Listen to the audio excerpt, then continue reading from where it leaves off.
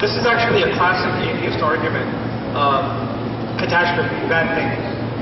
We should understand this from 2 points of view. First of all, from a psychological point of view, most people who ask the question, if God exists, how come bad things happen?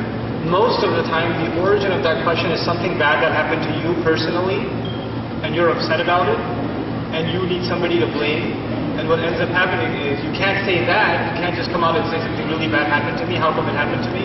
So you just say, how come earthquakes happen? How come famine happens in other parts of the world? Most of the people who ask this question, I'm not judging everyone, but quite a few couldn't care less what happens in the world, but they're extremely self-indulged. Okay? And that's where this question arises from. That's one of the psychological origins of this question. Anyhow, coming at it from a philosophical point of view, the question of, if God exists, how come bad things happen? It's a very straightforward concept. First of all, what was the basis of our relationship with Allah? What was the basis of our relationship? Master and slave. Okay, now we know that in that relationship, who has all the rights? Who has all the rights? The master does.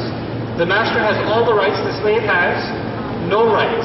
The slave has zero rights. Now, the fact that the master gave me 2 hands, a functioning tongue with which I'm speaking to you right now, clothes on my back, none of these things are things I technically earned. I didn't earn my hands in the belly of my mother. I did not have a credit card by which I processed a payment online for equally sized fingers on either hand, and I didn't pay for them. These are gifts from the master. Agreed? Right? Okay, I'll speak a little louder. So these are gifts from the master that I did not pay for. And they are so expensive to me that if somebody came to me and said, I am going to buy you a house, just give me your right arm. I will give you, arm I use on purpose, arm. Okay, so I'm willing to give you a couple of $1 million. Just give me one of your legs. Just chop it off. You wouldn't, because it's that valuable to you. The wealth of the world is worth more to you than your nose, than your eyes. You wouldn't give them up for anything. And so he gave these, but we didn't earn them. So if he didn't give them, I can't complain. Why not? Even if he didn't give them to me, I have no right to complain. Why is that? Because it's his choice, because he is the master. He's not my boss where I can say, hey, I put in my work, where's my paycheck? That's not this relationship. People who ask that question haven't understood that relationship. They haven't understood who Allah is. He's the master. So now I'll give you the correct attitude towards this question. Every single calamity Allah sends on this earth, Allah talks about it and says, ظهر الفساد في البر والبحر بما كسبت أيدي الناس ليذيقهم بعض الذي عملوا. Corruption came on the sky, manifested in the ocean and in the land because of what people earned with their own hands. People ask, why is there cancer? Well, why is there overproduction of plastic products? Who does that? People ask, why are there sexually transmitted diseases? And we ask, how come there's so much promiscuity? People ask, how come there's so much murder and this, or famine? Why is there famine and drought in some parts of the world? And we ask, how come there are countries in this world, including our own, that has enough produce, farm produce, in excess here, that is burnt every year, that could feed the entire planet over?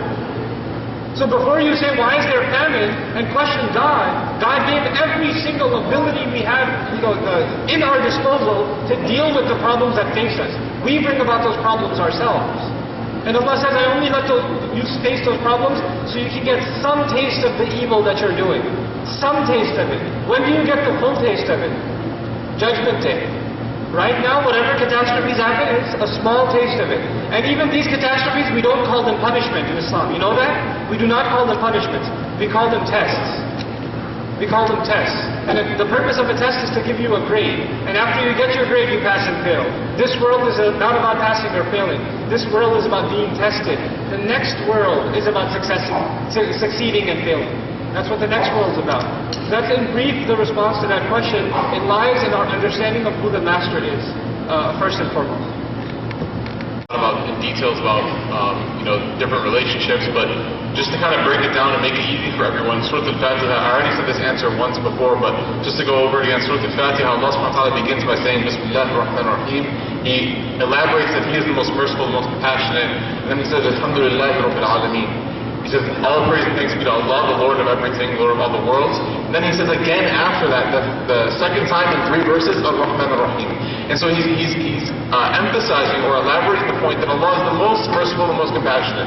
He's the nicest existence that ever exists, right? Allah subhanahu wa ta'ala is the most merciful thing that ever existed, correct? And so the question begs to be asked, well, why then, if Allah is so merciful and so compassionate, why do bad things happen? And the next verse answers that question. Allah subhanahu wa ta'ala says, Malik yawmiddin. Because this life is not supposed to be the end-all be-all of fairness and unfairness. This life is not supposed to be the end-all of everything. There are some people in this life who might have millions of dollars, but they have their legs, they're paralyzed from the legs down, they can't walk. So they have tons of money, but they can't use it. There might be people in this life who have amazing athletic or physical capabilities, but they have absolutely no money, or they're very sick, or their mother is sick, or their brother is sick, or something. So each and every one of us has different tests, like Noman said, but it's really how we deal with those tests in this life that is going to give us our grade in the next life. The next life, as Allah subhanahu wa ta'ala says in Surah Al-Fatiha, is where everything is going to be even. Everything will be fair. This life is not meant to be fair. Right? And I know it sounds harsh saying that, but this life is not meant to be fair. Whoever said this life is supposed to be fair, right? This life is actually a gift, and just the fact that we are here the way we are, that is more than fair on our part. But the next life is when we're supposed to level the playing ground, inshallah ta'ala. Modern debaters as far as religion goes, and many of the debaters now, or the atheist debaters, they base their religion based on what they've seen, which is usually they've been exposed to Christianity at best. So that argument in and of itself has actually died out with like an atheist and theist debate. Why? Because one, atheists have acknowledged that the point has been made that every bad thing that religion in general has caused as far as wars go, secular ideals have caused the exact same things. If you don't believe me, check out history. World War I, World War II, Soviet Union. Any of those killings, mass murderings that have happened in the name of secular nations can be equated to whatever bad things that have happened according to religion. But the one thing that atheists or secular ideals don't have are the good things that religion brings. And one of these really interesting topics are the benefits of the idea of submission. And it's really a difficult idea to convince somebody of, but I think we've discussed it here enough. As far as the master-slave thing, that's something they usually don't get in their head. The benefits of their religion cannot be matched by any benefits no benefits, that lifestyle. Where they may say whatever negatives that come with religion, those can be matched by secular.